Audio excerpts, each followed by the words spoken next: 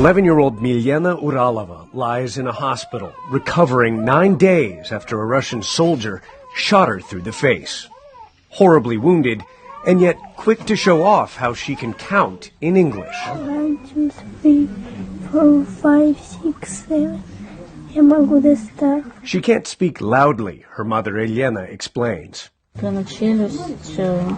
has a bullet wound to her jaw and the base of her tongue, she says. The bullet was lodged in her throat near her carotid artery. Milena does gymnastics.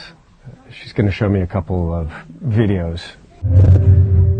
This was Milena before Russia invaded Ukraine, flipping and dancing. But now she can barely walk. We met Milena here in a makeshift bomb shelter in the basement of a children's hospital.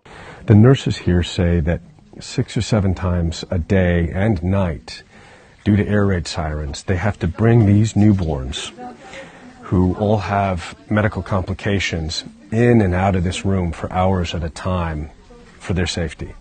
The windows protected by sandbags.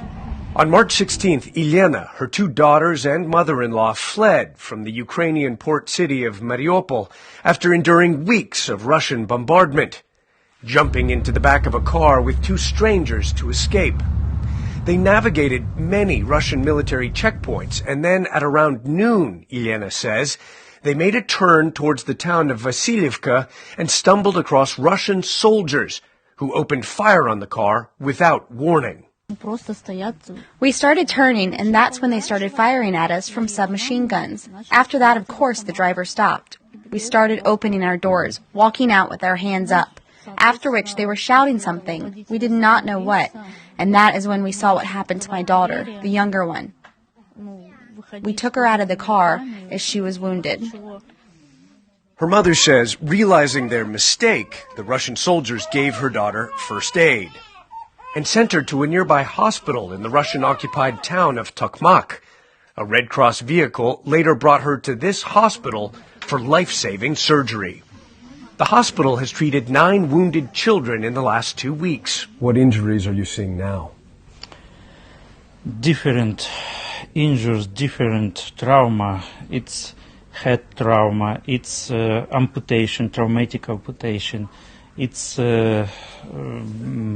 bullets trauma. Dr. Ivan Anikin says Milena is now stable and will live, hopefully without long-term physical disabilities. But she has not so good psychological status.